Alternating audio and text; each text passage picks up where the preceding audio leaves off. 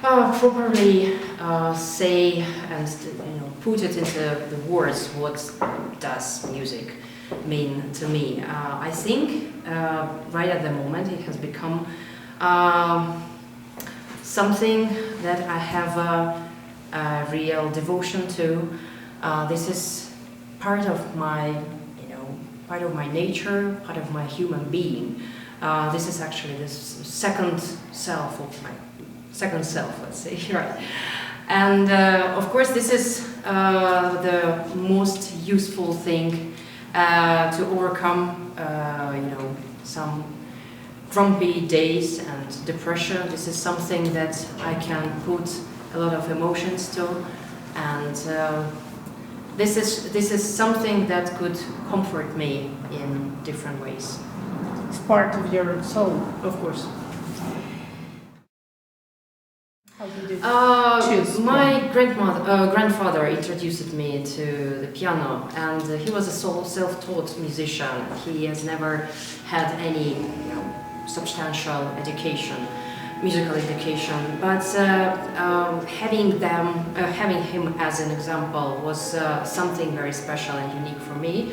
And actually that was my main decision, and maybe the first one and probably the last one, decision that I really made myself.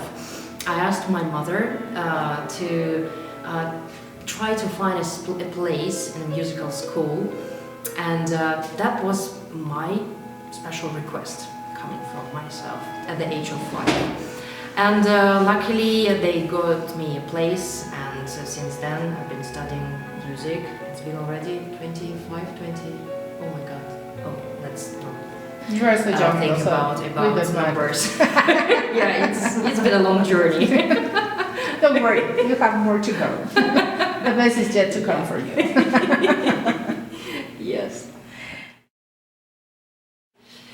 Well, I cannot say that I knew a lot about classical music at that certain stage of mind. I think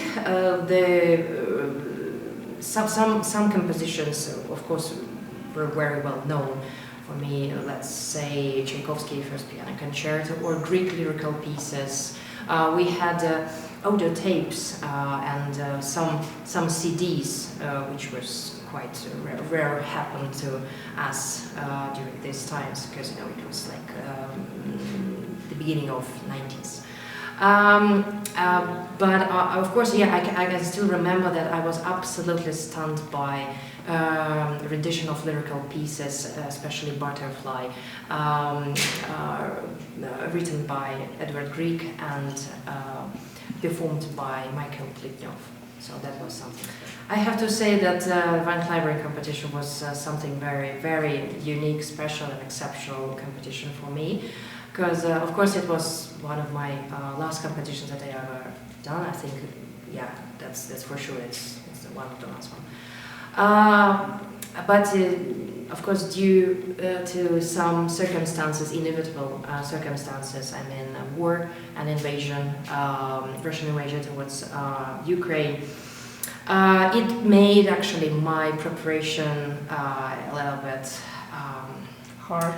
hard, let's say, harder challenging, because actually I had no piano. I had no access to the piano before preliminary round at all. So I had only like 25 or half an hour warm-up preparation prior to the stage, already being arrived to Texas. So that was only my preparation for the preliminary round. And this, of course, I was so lucky to be selected for the main phase of the competition. And of course, I was trying to find a solution for me, for myself, to have decent practicing. And finally, I had I had found this solution. But of course, it was quite hard and intensive. Of course. Just keeping 4.5 hours of contrasting music at the same time, it was quite tiring. Well, I can't say that it was a huge stress, because I think the hardest part of my participation in Van Cliburn competition was that I was 7 months pregnant. And that was the main case. And so actually when I was about to walk on stage for my first round, I just realized, okay, so who cares about my participation? I mean, the most important thing is sitting in my, in my belly. Yeah. So this is the part of the game. So and, you flow. Yeah. So I just. Well, the most complicated, I think, is before. I mean, when you don't have the access to the okay. piano, It was okay. It was okay because I'm quite, sturdy, everything is on your mind. Stubborn person, I have to say. And during the competition, I just realized that I just need to enjoy entirely this special moment because, of course, it won't happen again. No. I'm sure. I'm pretty sure. And I think everybody felt the same way during the competition. Especially we had kind of informal joke during the competition that not only 32 competitors are taking part, but 32 and a half. Yeah. Well, it's gonna be incredible that you won the second prize. Yes, it was. The second and a half prize. Second and a half, yeah, that's true. So it's a journey, a complete journey full of experiences, I think. Yeah. Congratulations for that. Thank you. Well, I'm full of emotions because, being invited for such a wonderful university and having an access to the new audience is something very, very exciting every time. And I have to say that I'm very much looking forward to my experience, and I have to say, honestly, that it's gonna be my first ever experience with Rachmáninov 7th Piano Concerto, because I played a lot of different concertos, but not the one. The second one, yes, the romantic second one. Yeah. So I hope that I won't ruin the entire show. Be sure but you don't. I'm very much looking forward to meet the conductor, to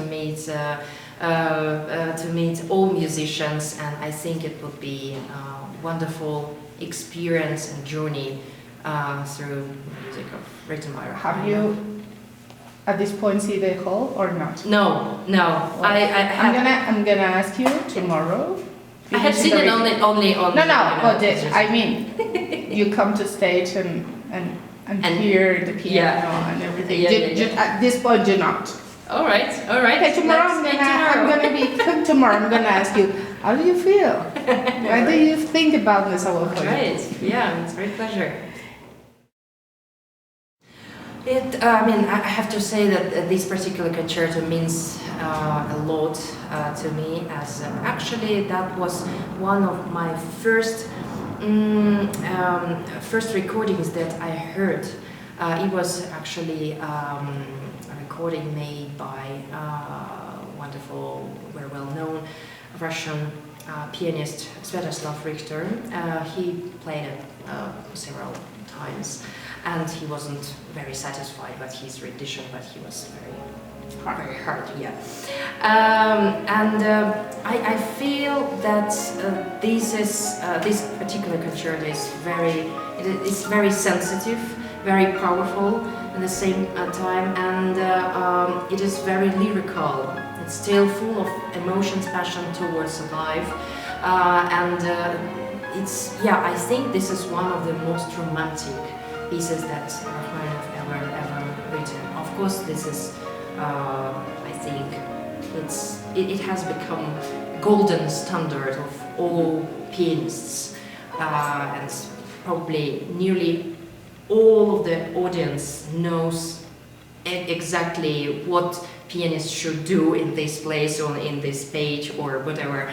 But I'm not trying to create something new. I just want to be as sincere, as honest towards the music as possible. That is my main aim when I'm on stage. So nothing very unusual, but just my own experience with this music.